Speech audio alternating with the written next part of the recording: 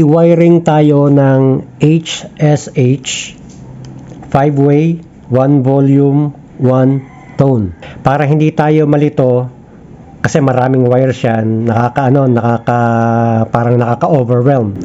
Para hindi tayo malito, set aside muna natin yung mga wires nung pick-up. Ang uunahin natin yung control. Paano siya tumatakbo? Una, 5-way selector natin. 1, 2, 3, 4, 5, 6, 7, 8. So, 8 yan. Itong 4 magkakasama. Itong 4 magkakasama. Anong ibig sabihin? Ito yung common nung 3. Ito yung common nung 3. Pasisimplehin natin. Pagkabit natin ang pads, saan natin ikokonekta? Okay? So, ito. Ito, lag number 1, lag number 2, lag number 3. Okay, ganun din. 1, 2, 3. Yung lag number 3, ito, mayroon tayong isang wire, papunta tayo dito sa common na ito. 1, 2, 3, 4. Dito siya i-connect. Yung lag number 3, merong isang wire na papunta doon sa tone control, which is dito sa center.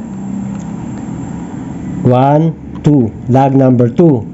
Yung capacitor natin, yung isang paa ay nasa number 1. Yung isang paa ay naka-solder sa ground. Ito ay naka-ground, may wire. Ito ay i-connect din natin dito para magkaroon ng ground. So, I hope malinaw yon. Pagkatapos nun, na-connecta na natin to, maglalagay tayo sa output jack. Yung hot natin na output ay nasa lag number 2 dito. Yung ground natin ay doon sa casing ng pots. So yun yun.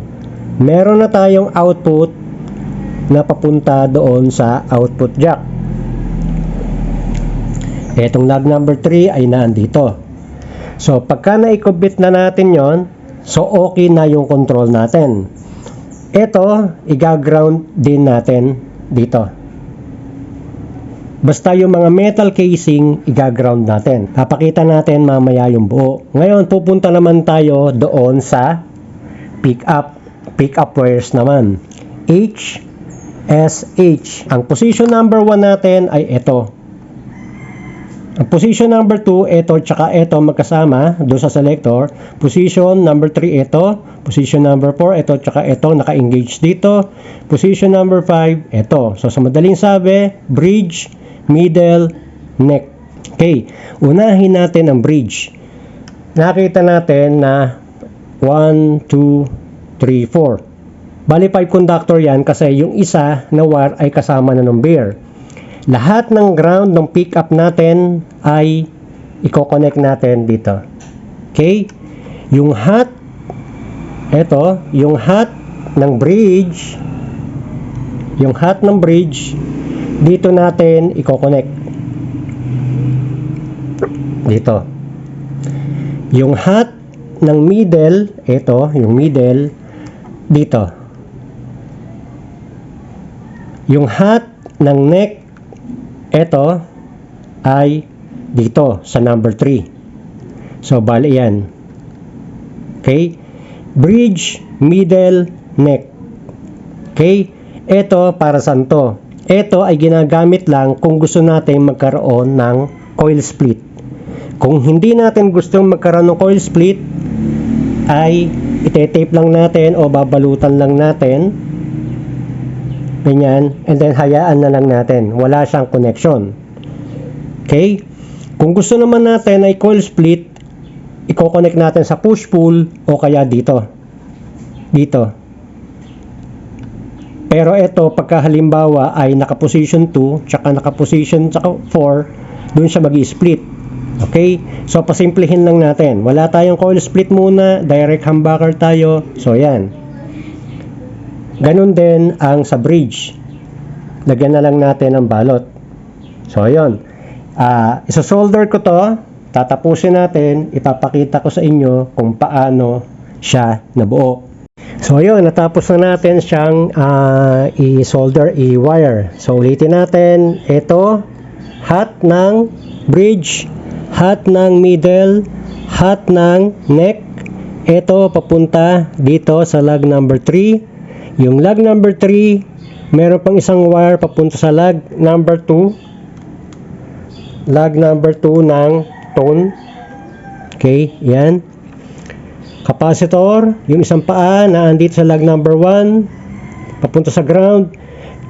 Ito walang connection. Ito, ground na to, papunta dito sa ground ng volume. Ito, papunta sa output jack yung isa. Ito, ground dito. So, yun. Huwag natin kakalimutan na itong lag number 1 ng volume ay isosolder o i-connect sa casing para magkaroon ng ground connection. Okay? Tapos, lahat ng ground ng pickups natin ay isosolder natin dito sa volume pot. So, yun. I hope may natutunan tayo. Testingin na natin. Ito, ginagamit ito kung may separate na tone control. Halimbawa ay dalawang tone control, or ito gagamitin natin sa coil split, or pwede rin naman sa push-pull. Ito, hindi namin lalagyan ng coil split, kaya ito, hayaan lang na may balot na ganyan. Hindi ko connect kahit saan.